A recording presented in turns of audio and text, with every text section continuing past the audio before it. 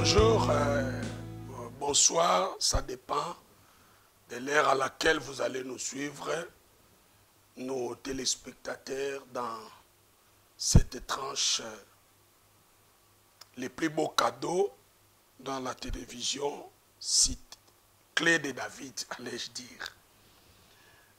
Que la paix et la grâce du Seigneur vous soient multipliées dans le nom de Jésus-Christ.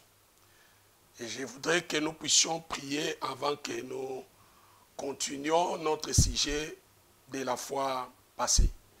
Père, nous te disons merci pour ces moments.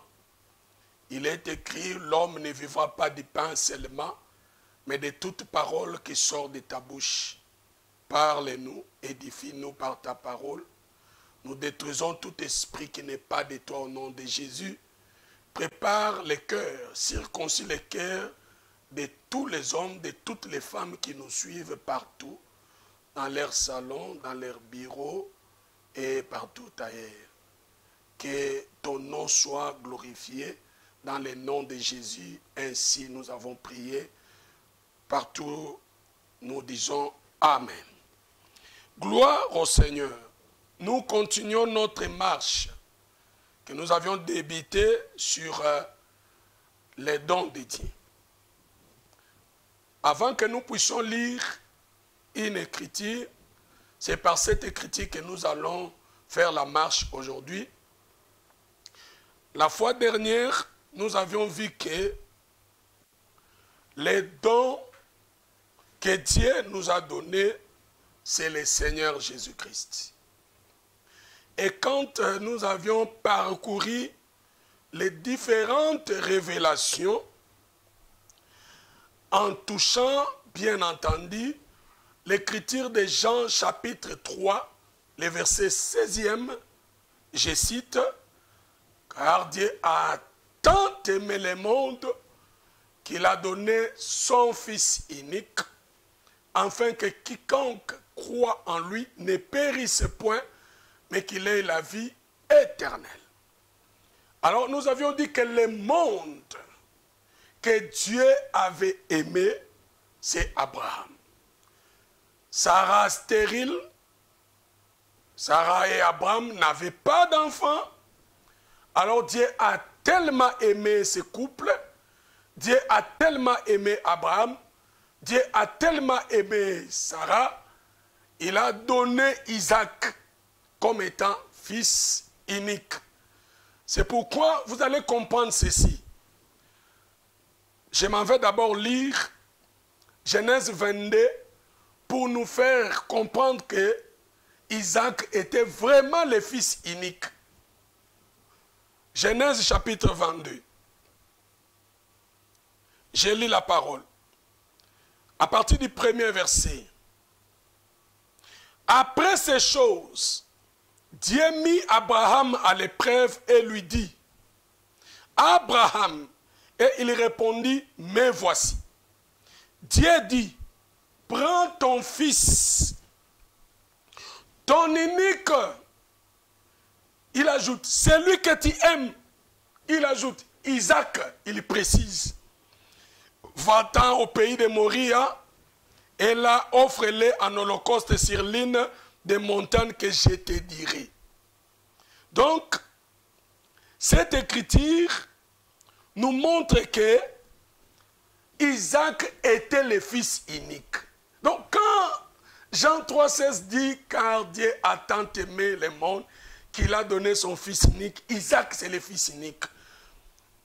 Je pense que les enfants de Dieu, nous prêchons, nous enseignons, beaucoup de ceux-là qui nous écoutent, surtout les serviteurs, les ministres, les hommes de Dieu, sont des grands lecteurs de la parole, savent très bien que ici, Abraham n'a pas un fils.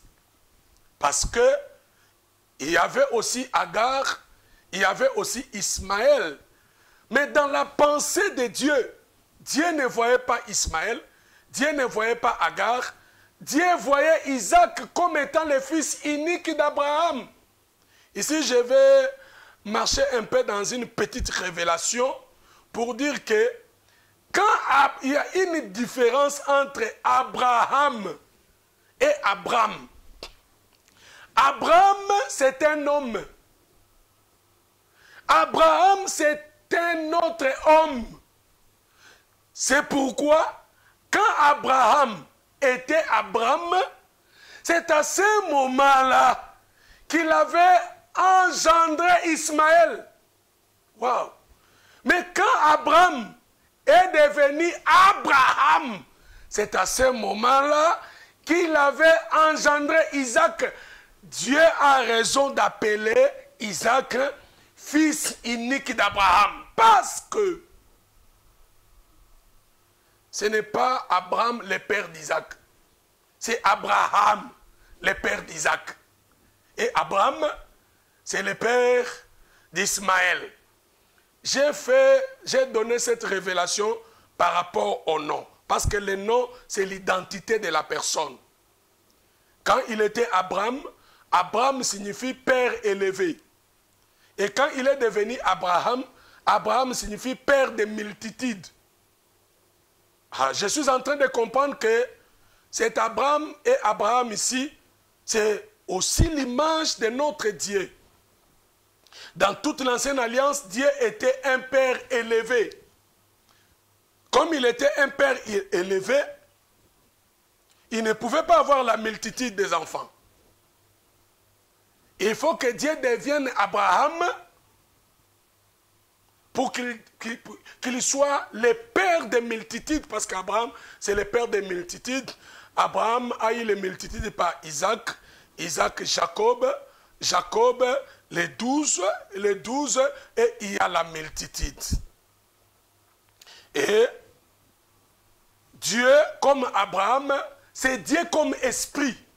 Car dans Jean chapitre 4, Dieu, l'Écriture déclare, Dieu est esprit. Donc quand Dieu est esprit, il est le Père élevé. Comme il est esprit, il est le Père élevé, il est Abraham. Mais quand Dieu va prendre le corps, va prêter le corps, va descendre sur la terre, c'est à ce moment-là que Dieu va devenir Abraham, qui est le père des multitudes. Comment il va le devenir? Il va, parce que Jésus-Christ, c'est lui le véritable Dieu, hein? Nous allons l'expliquer tout à l'heure quand nous allons lire Genèse chapitre 18 ici.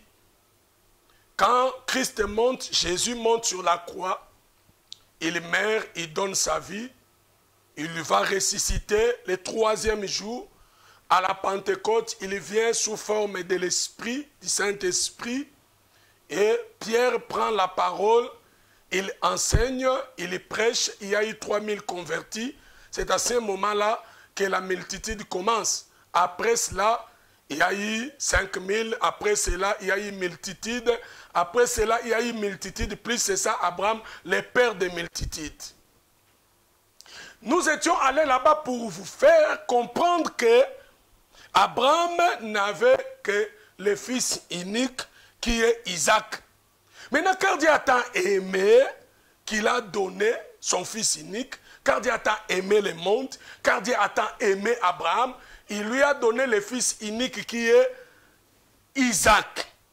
Maintenant, nous devons aujourd'hui savoir de quelle manière ce fils unique, de quelle manière ces cadeaux, ces dons, parce que dans notre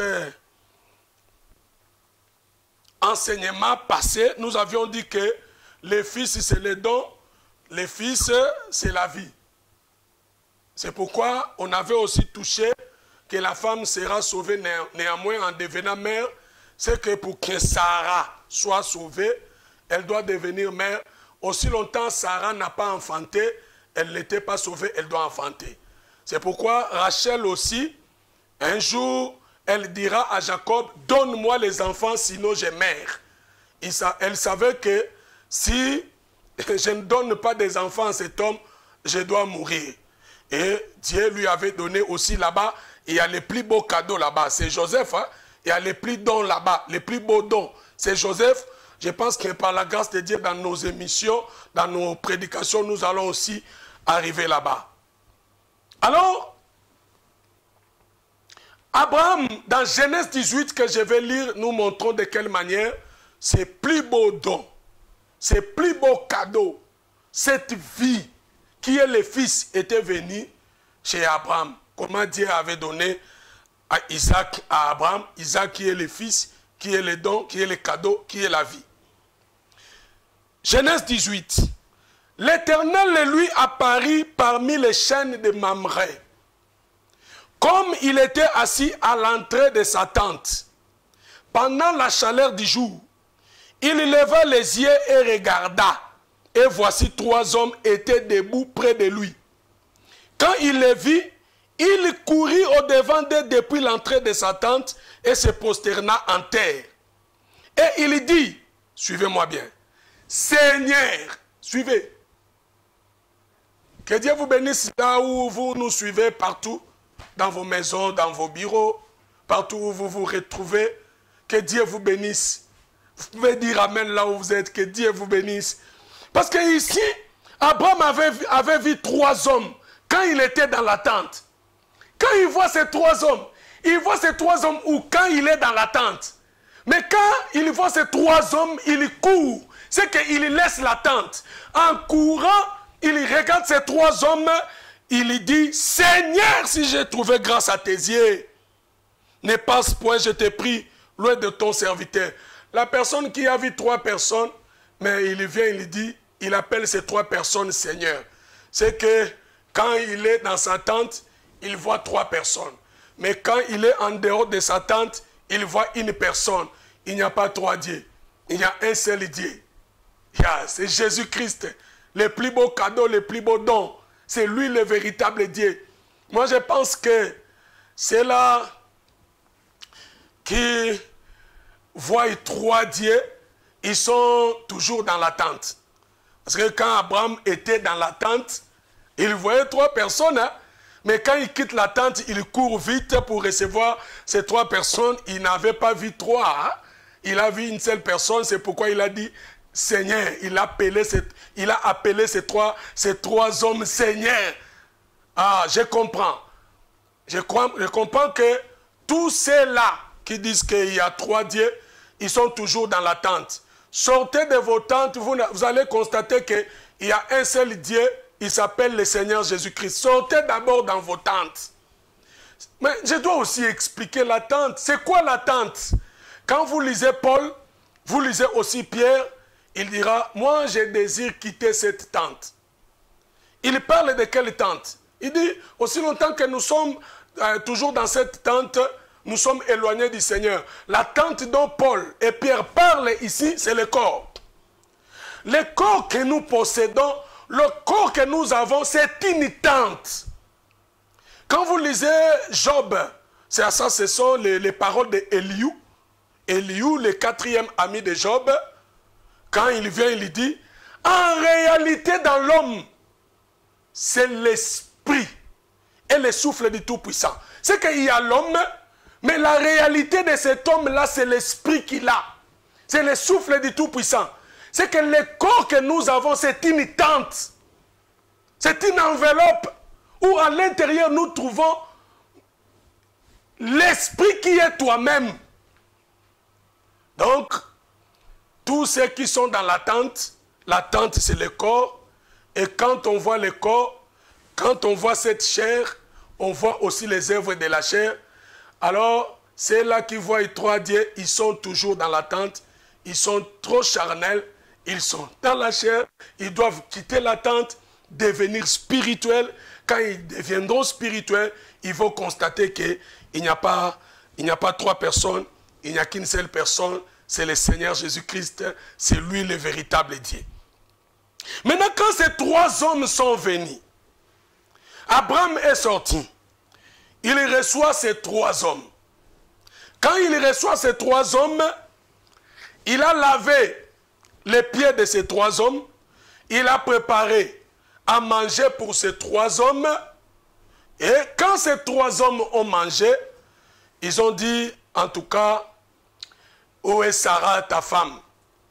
Ici, je suis en train de montrer comment est-ce que Sarah avait reçu les plus beaux dons, les plus beaux cadeaux. Comment Sarah avait reçu la vie.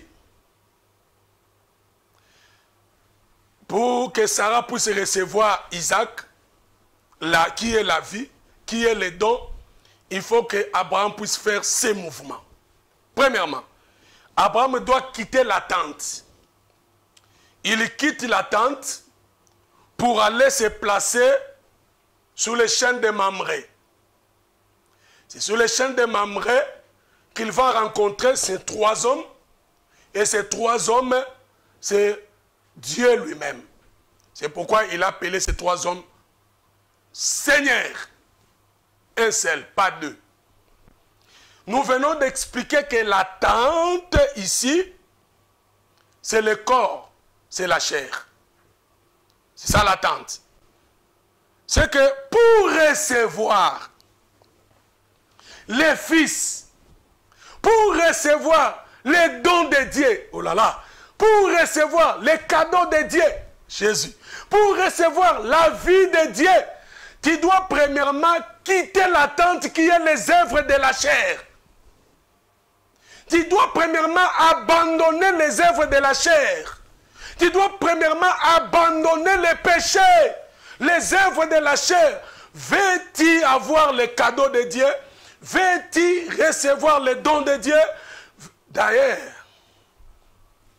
à la Pentecôte, quand Pierre avait pris la parole avec les 11 pour présenter la parole de Dieu, quand le Saint-Esprit était descendu dans la chambre haute, Pierre a prêché, Pierre a présenté la parole, tous ceux qui étaient là ont eu le cœur vivement touché, ils ont posé la question, « Oh mon frère, que ferons-nous » Alors, Pierre leur dit, « Repentez-vous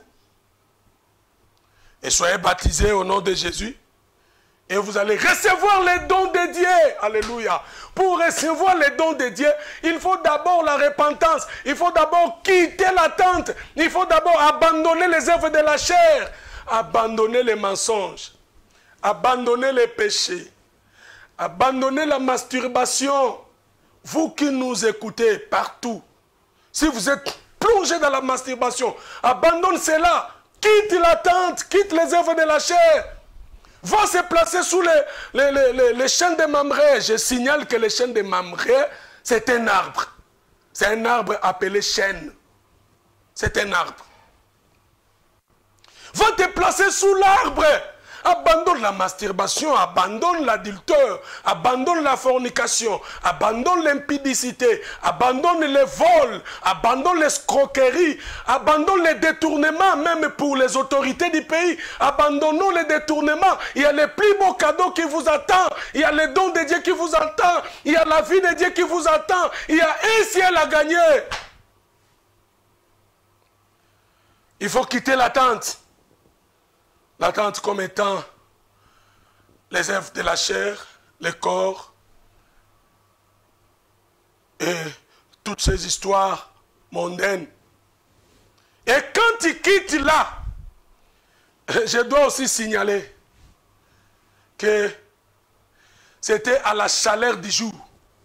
La chaleur du jour, c'est 12 heures. C'était à la chaleur du jour. Pour qu'il y ait la chaleur, il lui faut que le soleil puisse apparaître. Oh, je suis en train de comprendre que le soleil qui avait apparu pour amener la chaleur, ce sont ces 3 hommes. Quelqu'un peut dire, mais comment ces 3 hommes plutôt peuvent-ils devenir le soleil? Mais il faut lire la parole de Dieu. Ces 3 hommes, c'était un soleil. Parce que Sarah était malade La stérilité, c'est aussi une maladie. Sarah était malade. Si vous lisez Malachie chapitre 4, le verset 2e, la parole déclare, pour vous qui craignez mon nom, s'élèvera le soleil de la justice et la guérison sera sous ses ailes. C'est que ces trois hommes, c'est le soleil avec ses deux ailes. Alors, quand ces trois hommes sont venus, c'est le soleil qui vient. Et quand le soleil vient, il y aura la chaleur. Il y aura la chaleur. Je ne sais pas si on va finir. Que le Seigneur nous fasse grâce. Nous sommes là avec vous. Et je pense que nous allons toujours passer de très beaux moments dans la parole de Dieu. Et Dieu nous fera du bien. Dieu bénira beaucoup de personnes. Et pendant que je parle, pendant que j'enseigne, pendant que je prêche, le Seigneur est en train de visiter beaucoup de vies qui nous suivent. Il est en train de visiter beaucoup de personnes. Il y a de ceux-là qui vont abandonner le mal, ceux-là qui nous écoutent. Il y a de ceux-là que le Seigneur va ouvrir beaucoup de portes de bénédiction et de gloire en nous écoutant seulement parce que Dieu nous a mandatés pour ça. Quand vous nous écoutez, quand vous écoutez la parole de Dieu, Dieu va vous bénir toujours.